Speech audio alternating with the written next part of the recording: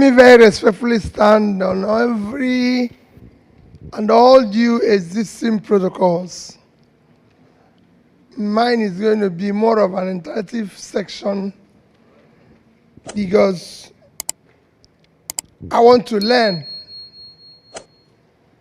I want to listen to you. I want to listen to your questions, be able to answer them, and be able to take notes. As you've listened to Professor Tommy, who I've told you about what we're doing, we're not trying to run the usual politics where somebody is campaigning to be president or to be governor, to be anything. We're trying to bring a change in a collapsed system. And when we mean bring a change, bring a true change, a change that is committed where all of you and everybody is involved. We want to take back our country.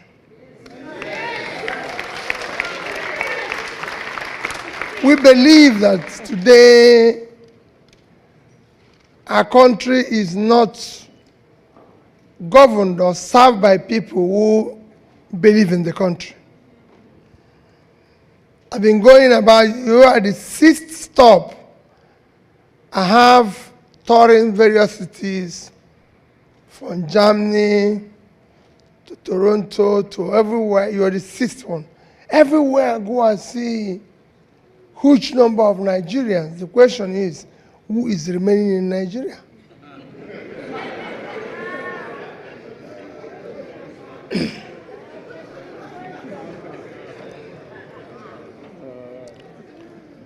Those who are remaining are probably those who couldn't get out.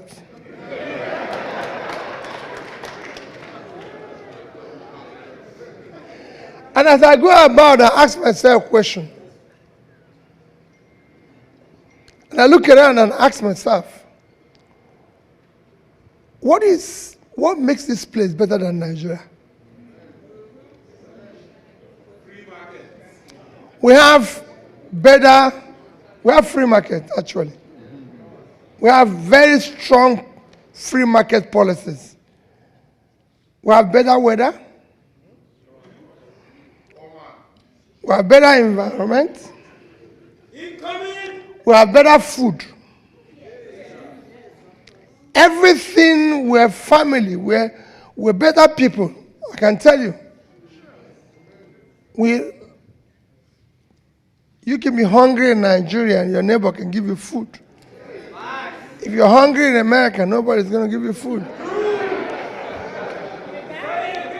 So we have everything.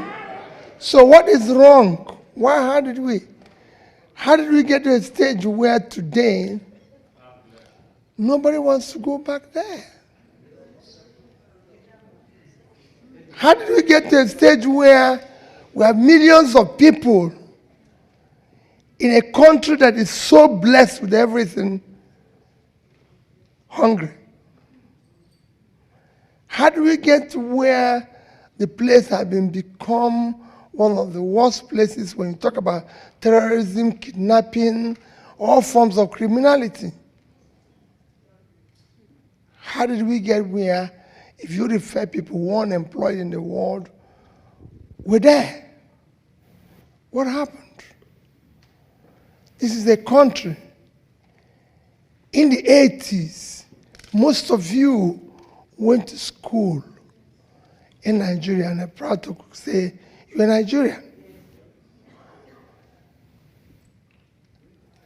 In the 80s, you cannot compare Nigeria with China, with Korea, with all these countries.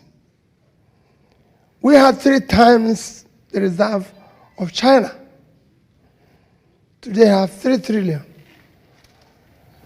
These are countries that we cannot compare us with. People used to come from Saudi and everything to patronize our teaching hospitals and everything. So how did we get here?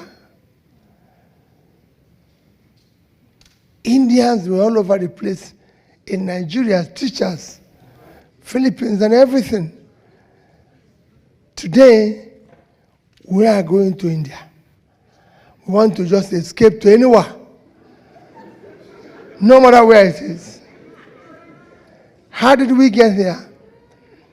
All you are seeing in Nigeria today is cumulative effect of leadership failure over the years. The only thing that Nigeria lacked is leadership. And that is the leadership that brought us where we now have the highest number of people living in poverty in the surface of the earth. Where we now have the highest unemployment. Where we now live in fear of insecurity. And we don't know where. And some of you who are lucky to be here, as those said, are faced with double tragedy. I will explain it to you. So what are we trying to do? Is what part I've explained to you. Ours is that we can take this place back. We can fix it. This looks difficult. Countries have gone through this. It's mentioned to you about what happened in India. It happened in Brazil or South America. We're in a total mess a few years ago. All they needed was have people who are prepared to sacrifice and say, we can change here. We can fix it. And it can happen. We have the people. We're assembling it as a team. We don't want somebody to go in and say, oh, I'm Mr. Obi, I'm president. It's time for everybody to remove all those. When the A.M.E was announcing, he was trying to call everybody honorable. A.M.E, we're trying to remove all those titles.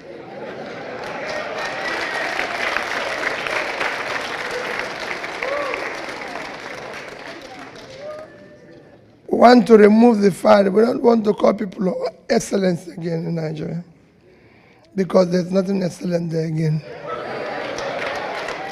We don't want people to be distinguished. When I came in here, like I said to every other place I've been, I saw people, but I noticed that maybe it wasn't you people, because I'm not happy. And I thank people of Salia that we're doing this in a church. That's actually where we should be now. So wherever I go, they've been trying to celebrate or sing, and I said, no more celebration in Nigeria. It is time for us to get to work and fix the country. The potentialities are there. It's going to be difficult. Extremely difficult. Let nobody kid you. The next government is not going to be easy. It is going to be difficult. Very, very difficult, because your country is bankrupt. It doesn't have resources again. If you listen to next year's budget, it will frighten you. Somebody asked me this morning, that everybody's been asking, Peter, how do you think this will work? How do you have a situation where, just to give you an example, the first 4 months of this year, January to April 30th, our revenue is 1,063 billion naira. But our expenditure within the same period was 4,720 billion. So if you minus, the deficit is 3.1 trillion. So how does a business that spends 3 times its revenue survive? How are you going to do it? That's what everybody's been asking. Peter, do you think this can survive? My answer is Very difficult, but the business can survive.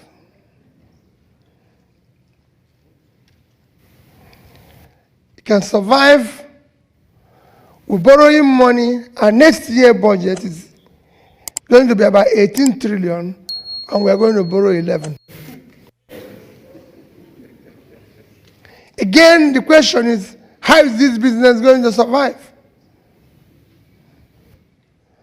And I told somebody earlier this morning, I said to him, the business will survive.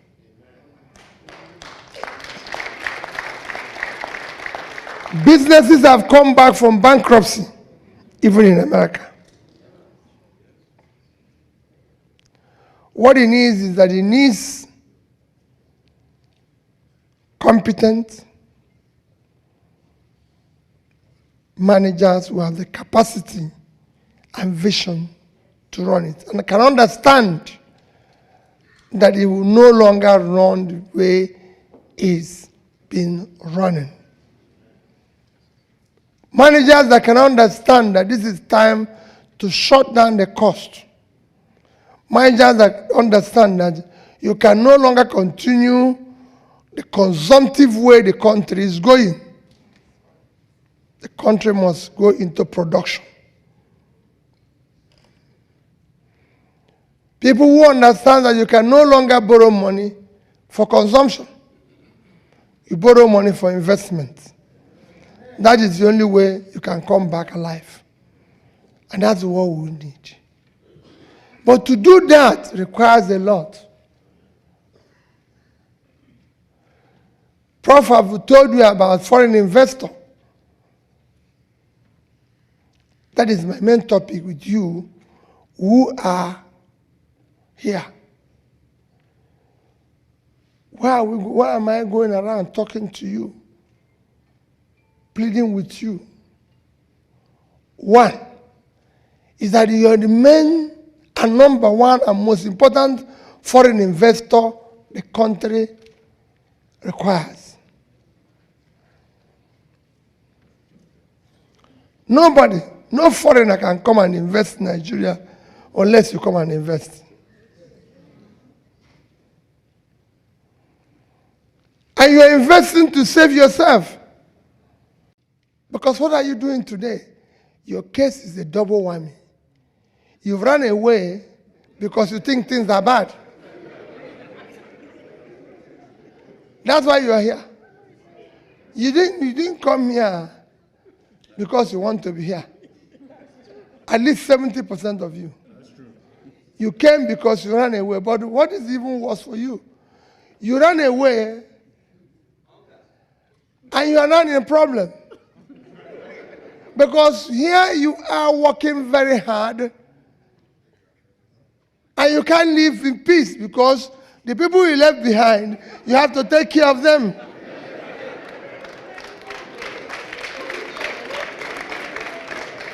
So you have a crisis.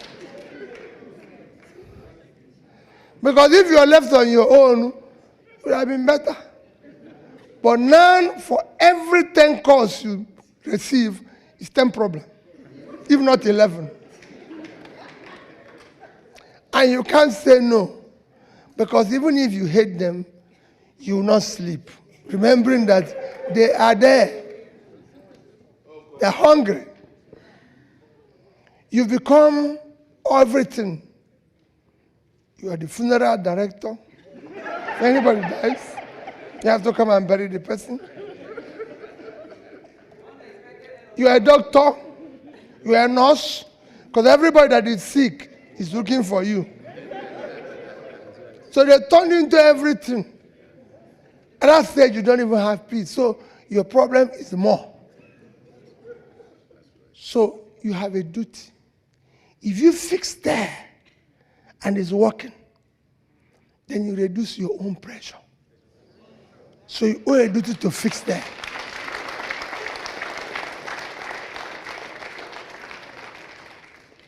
If you fix there and make that place productive, what do? You become richer. Today, Pastor told you, I know that for sure. I lived in the UK for 10 years. My neighbor, I live in my house. I live in number 66. My neighbor was in 64. Because things started working well in his country, in India, he went there and built a factory. The factory employed people from his area. They were producing, they were being paid salary, and he was exporting the goods to the UK and making more money. All these tech companies you see in India, those who started them started from here. So in their own case, they were investing, they're making money, they became richer. In your own case, you're throwing money because you're not a welfare officer who is throwing his money there and you're not getting anything. So you're becoming poorer and the other people are not doing anything because they're not producing anything. So you're going to live your life and die doing welfare. No. If you have the place to work and it becomes productive, you are the first people who are going to come without your resources. That's what my neighbor did. He borrowed money from UK, mortgaged his house, took the money and built a factory. But you know today, everything you take back there is gone. No, no return. Nothing. Have you ever taken anything back and you saw any return? No. More complaint will come. In fact, before that one reach, they sent the new batch of one you need to attend to. You can't even go back because of insecurity. Now people buried by Zoom. I've gone to burial recently. The children are talking to us in Zoom. It's only people like me that were there. So you see the crisis you face. So you must fix there. Because the problem of there is just leadership. Simple. Nothing else. Not anybody tell you, oh, there's a problem with that. There's no problem with Nigeria. Problem with Nigeria is that you hired incompetent people who don't have any capacity to do anything. So all they do is tell you in schools, tell you a story. There's nothing insecure in a place. It's either you have a state or you don't have a state. You can't have non-state actors be more powerful than state. It's not possible. You can't have a state where they now tell you that people are stealing Nigerian oil. Oil is not something you put in your pocket. It's not a grocery thing. For you to steal oil, it has to be through ship. The ship have to come into your waters. Navy have to approve for ship to come into your waters. Because you have a navy. So it is being stolen by the same people. That's what Pat was trying to tell you. Those structures they tell you people we don't have is structure of criminality.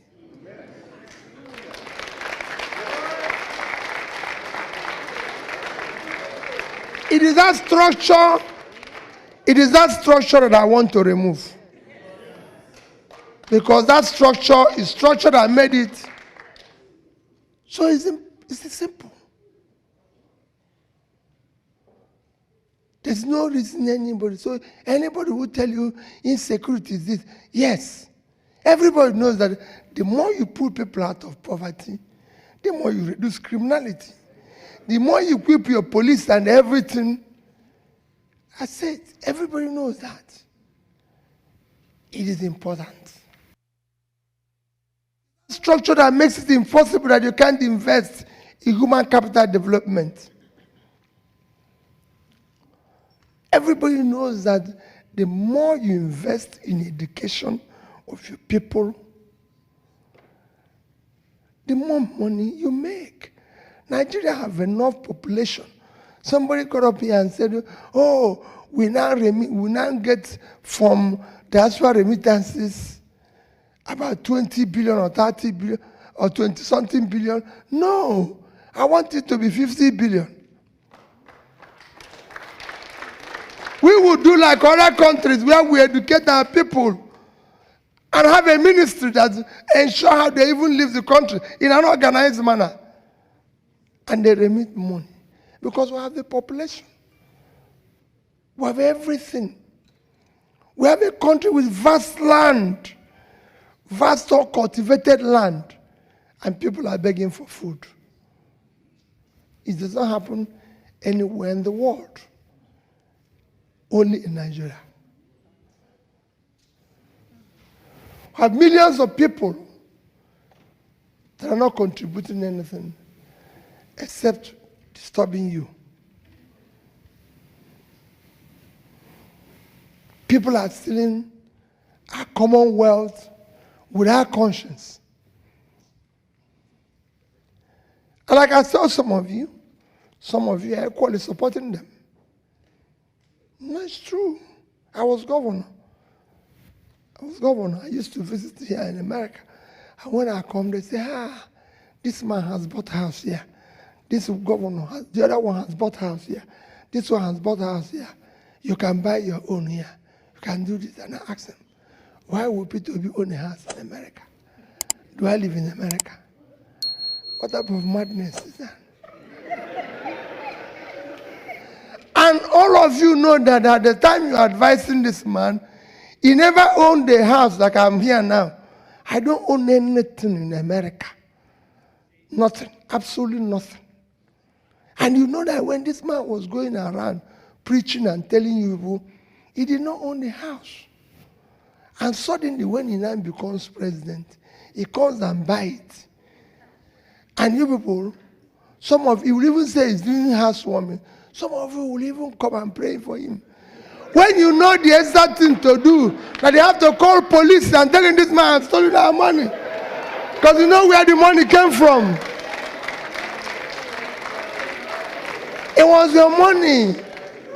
The man didn't own it at the time he was telling you. Now he start telling you, I used to have money. So why didn't you buy it before? Why now? These are things we must. Let nobody tell you fighting corruption is not a problem. We cannot collectively. So when I say the leaders are incompetent, I also question the insane complacency of the followers. Because they just stay and allow people to celebrate. Everywhere I've been in the past 4 days, I've asked people and tell them my experience of traveling to America, going to this and everything. That I asked the people in the plane when I was traveling, I said, I had 2 Nigerians with me. And I asked them one question. Why are we in this plane? Why did we follow this pilot? Did you people know where he came from? Everybody answered me, no. So why did we enter the plane? Thank you. Because we believe he's qualified to fly the plane. That was the reason why none of us knew the pilot. And I gave him another example, which I gave yesterday in Houston. That I once wanted to go and study in East Africa how education works. And because I was every other airline was exorbitant, I decided to find one that is cheaper. And I saw Air Rwanda. And then I bought the ticket of Air Rwanda. I've never flown them before.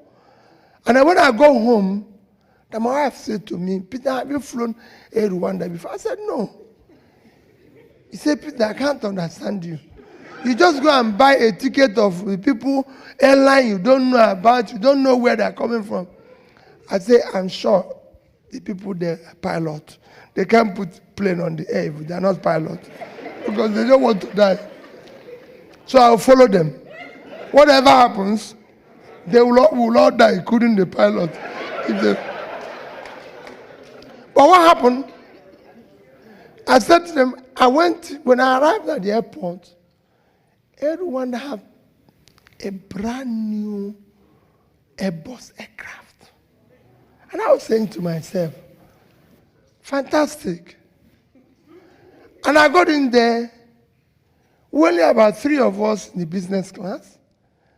And then when the plane took off, somebody came out of there and said, I'm the captain. My governor, good afternoon. And I said, so who are you? He said, there's 2 of us here. The pilot and the co-pilot were Nigerians.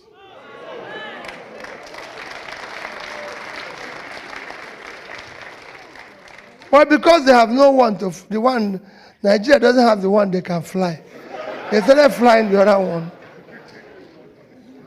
If they were Nigerians, they would have said whether they came from north or east or west or central before they put them in the cockpit. That's why the other one failed. They didn't. And I can't go on and on. My dear people, you have a duty. You can reduce your cost. And the way to reduce your cost is to be involved in this change that we're doing. Everybody. That's what I'm doing. That's what Professor Tommy is doing. I tell him every day, you're going around, you're a professor of political economy. This will be your last teaching if this one fails. Because nobody will ever listen to you again.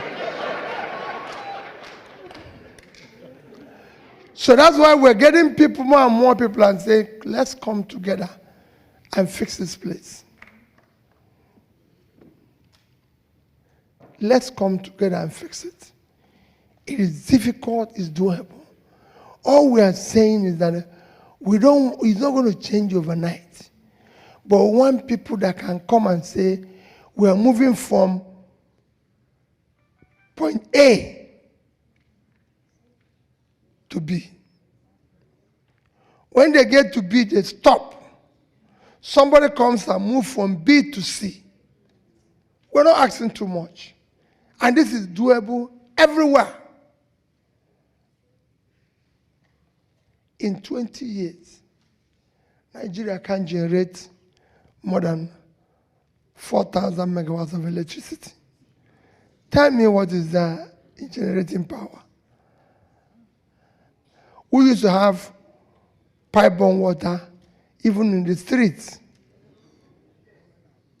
We used to have electricity. They used to take like 2 hours and people were shouting, 2 hours, 3 hours. Now it's become days.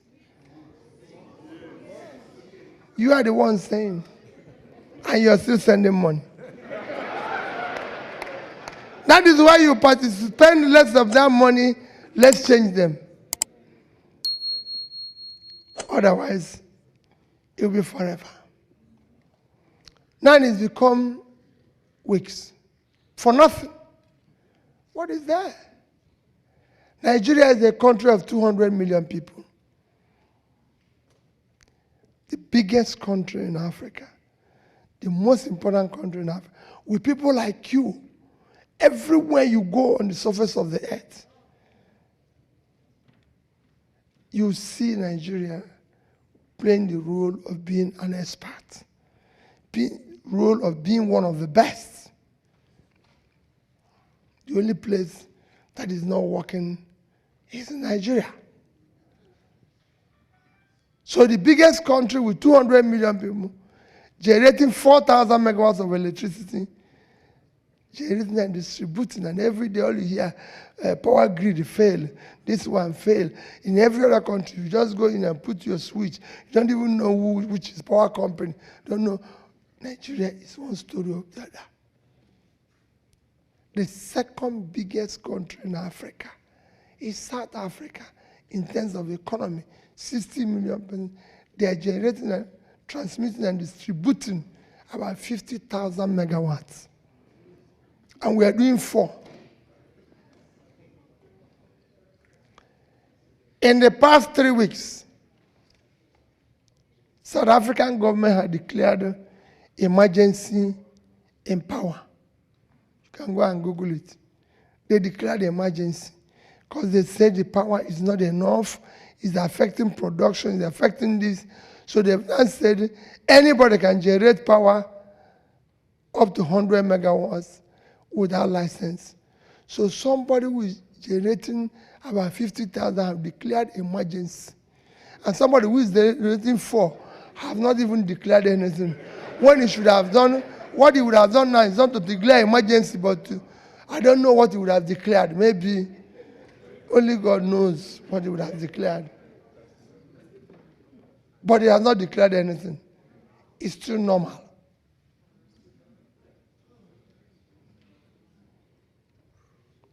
Countries have declared war on criminality. Nigeria have not done that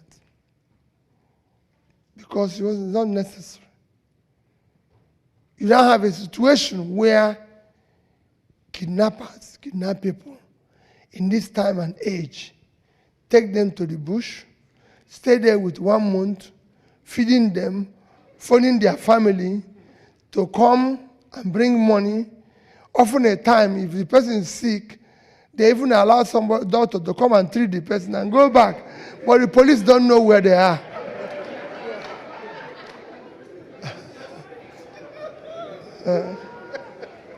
The only person who don't know where they are is police. But doctors know where they are. To go and treat the person if he's sick. So they wait. At this time and age that if you call phone anywhere, everybody know where you are. They are using phone, they are negotiating with the families.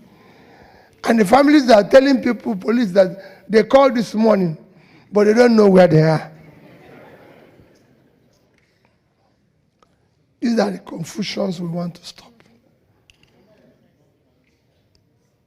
This is what we want to stop. We want to stop people from stealing public money. They will tell you, no, you can't stop corruption. And nonsense. We know those who took the money. It's very easy. The easiest thing you can fight is corruption.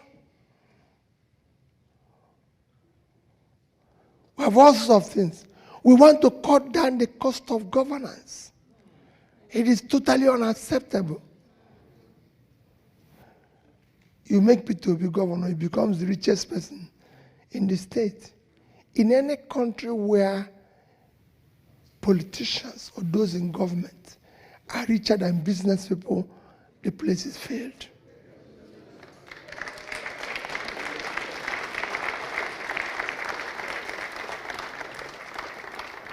You celebrated doctor. When we were talking, doctor cannot be earning maybe 10% of what the governor of North Carolina is earning. How can? And he's still practicing. Professors in university are on strike. Nobody's negotiating with them. We're negotiating with bandits.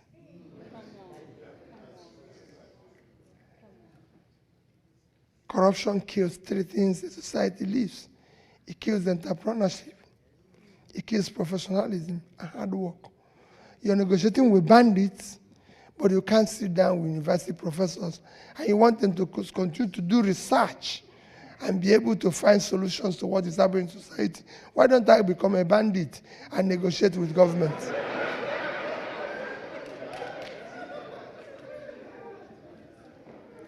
That is the crisis you face.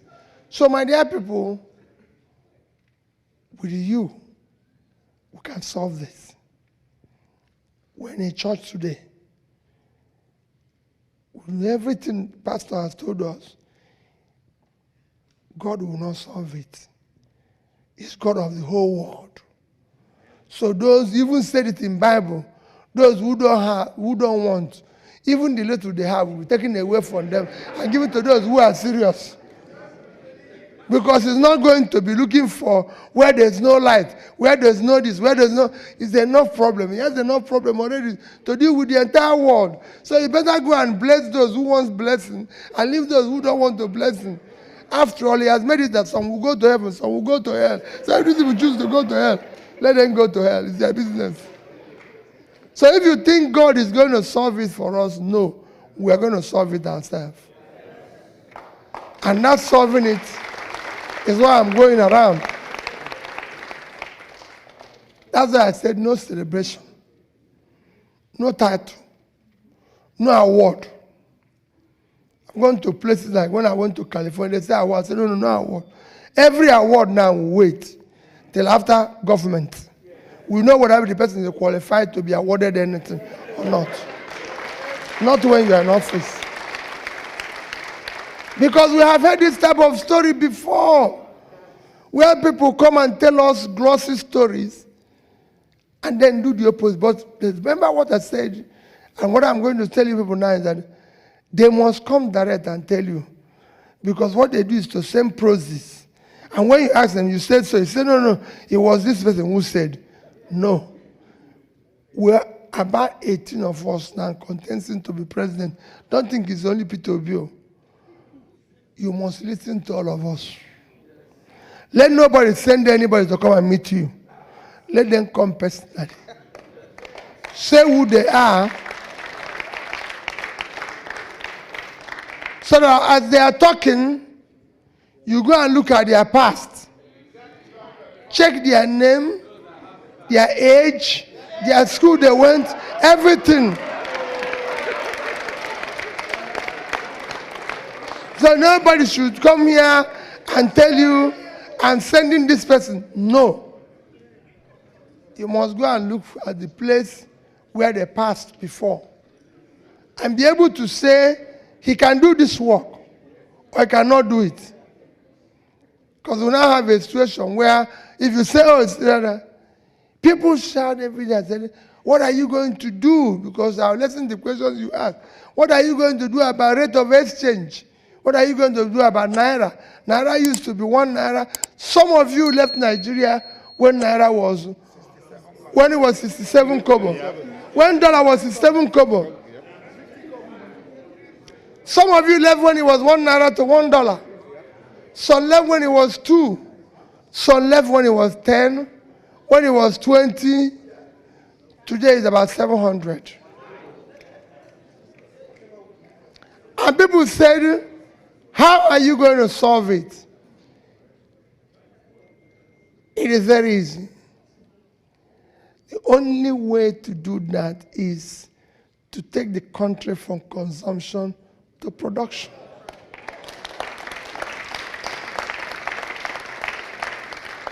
If you produce goods and export, if you produce goods today and export, you stabilize the Naira and the rate will continue to adjust. It's a simple thing. If you produce goods and export, here you're raising your hand, we'll talk about it, you continue to manage your own. It's a simple thing. And I can give you examples of countries that have done that. Because mine is a very simple thing, is to say, ABCD country has done it. I'm a trader. And I know that the more goods you sell and have a better balance of trade, and you earn more dollar. The problem Nigeria have today, why the dollar is failing, is that we no longer earn dollars. We no longer have dollar resources. If we have dollar resources today, you continue to stabilize and the rates. That's it. Every other thing can be, but this is the basic thing you need to do. That is what you even need to do to make the economy work. Nigeria is 200 million people where there's no production. There's no production. If you look at that, go and check our export in 2021. A country of 200 million people living on 923,000 square kilometers of land. Our total export is 18 trillion 900 billion naira, including the famous oil. That's what we earned. If you divide it by official rate, which people in government use, is 47 billion naira. If you divide it by my own rate, which is what I believe is official, because their own, I only hear it, it is about 30 billion. They can argue anything. For 200 million people, no. Because we have small countries. We have other countries who are doing the same thing. Vietnam is 100 million, which is half of our population. They live on 331,000 square kilometers of land, which is just a quarter of us. Their total export last year was $312 billion. So we didn't even do 10% of what they did by my own rates. And what they exported were manufactured goods. Electronics, 50-something. They did clothing, 30-something billion. And you can go on and on. Footwear. If you go into shops everywhere now, all you're seeing clothing made in Vietnam, made in Bangladesh, everywhere but not Nigeria. What is it making clothes? There's any rocket science in making clothing. We used to have textile companies all over the place in Kaduna. Aba people you can sew anything. Why are they not being encouraged? Footwear. All manufacturing companies used to be there. They've all died. This is not anything. We can do the same thing. I go to one state after the other. They are waiting to share money from oil. A diminishing assets. Everybody is every day saying that they don't want these assets. Something that is already dead.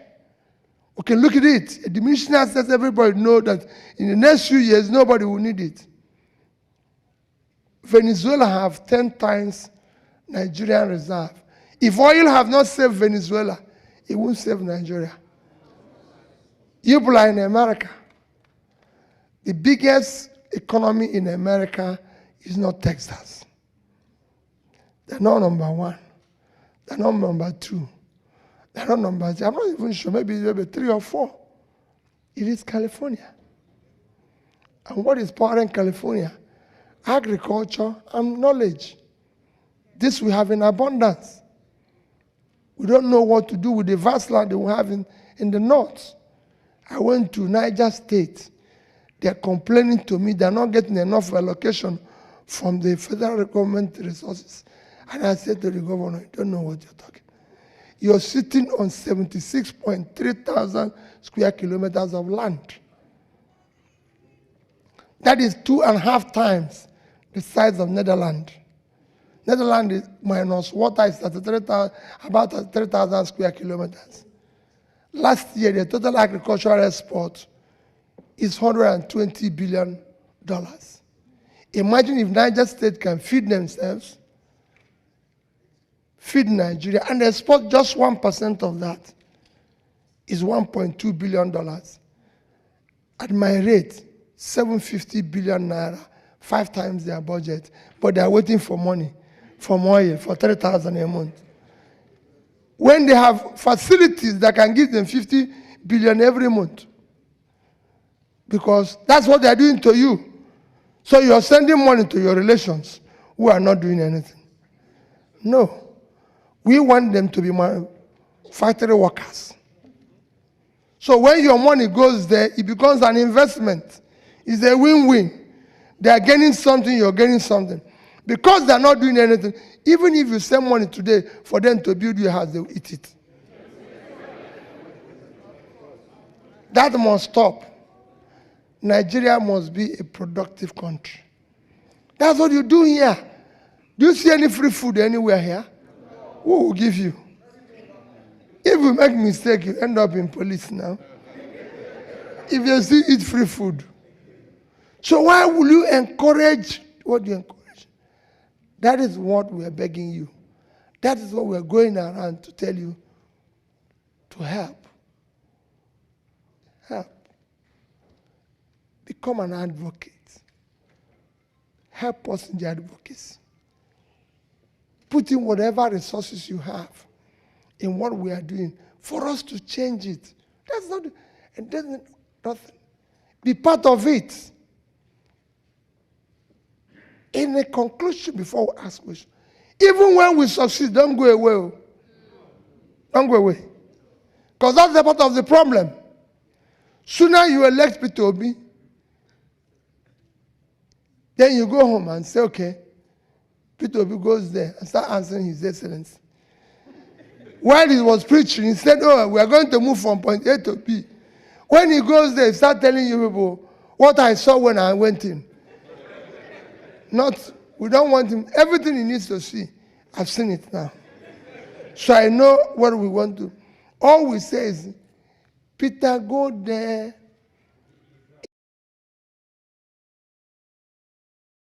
If you say you're going to move this country from 4,000 to 10,000 power, if you get to 8, and you're telling us, we don't, yes, you might not have 100% result, but 100% effort. Yeah. We want to say it. We want to know that you are in that direction we agreed to go. Don't go and wait. Once you hear Peter saying what you saw, you say, please, don't see anything. Please go. So that we can bring somebody who will be seeing what we know, where we know we are going. Because sooner Peter goes in there, start giving you people in schools, then you people start understanding him. Oh, maybe it's difficult. It's my tribe. Oh, they're trying to remove him because he's from Igbo. He's an Igbo man. That's why they're against him. Oh, they're trying to. No. Go and tell that Peter says a lie. I've been governor of Anambra State for 8 years. Go and tell anybody. No Anambra elite was happy with me.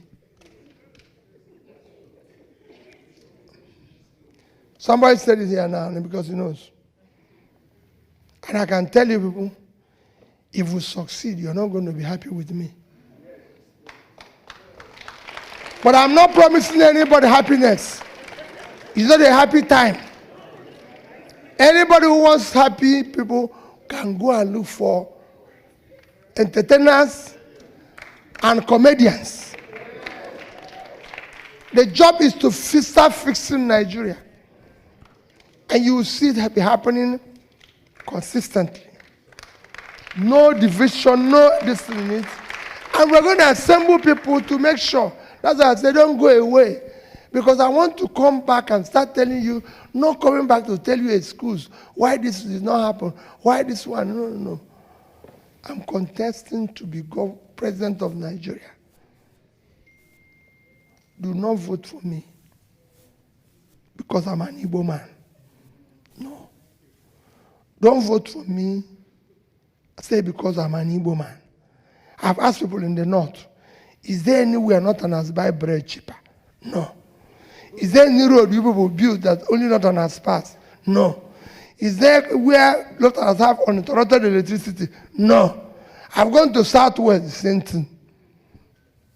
I've gone to Southeast, the same thing. It is elite conspiracy.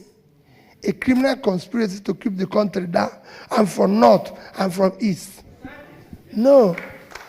We don't want to hear it again. It is enough. Tell us what you do. Live your religion. We are not running church. We are running a country. It's not going to be about connection. I don't want to be connected to anybody. If you look at everywhere I've gone, I refuse them to read out my CV. I have a reasonably good CV. But I refuse them. In Toronto, they insisted, but Peter, people want to know, you were in Oxford, you were in Cambridge. I said, no CV. Educational qualification is not a measure of integrity.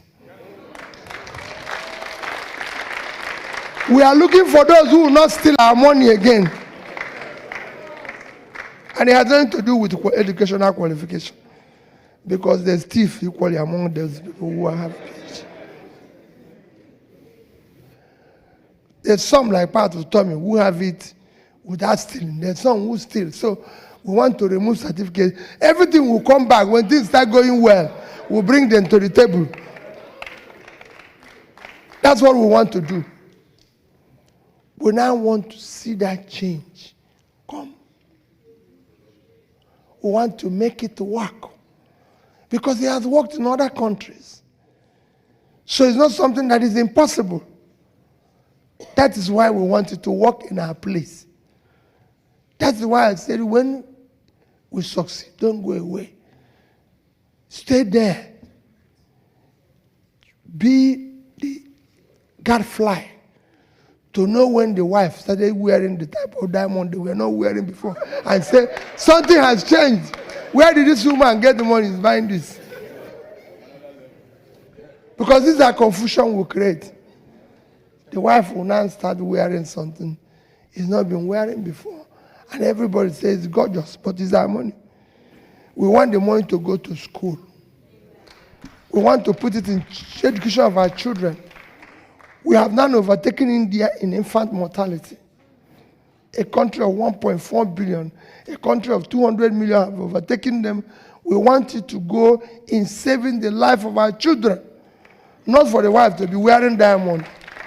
There's no amount of diamonds, sorry, you will wear for that poor country that will make you a rich country. No. So it's time to remove all sort of gorgeous dressing and face school, face health, face everything. That's what we want to kill.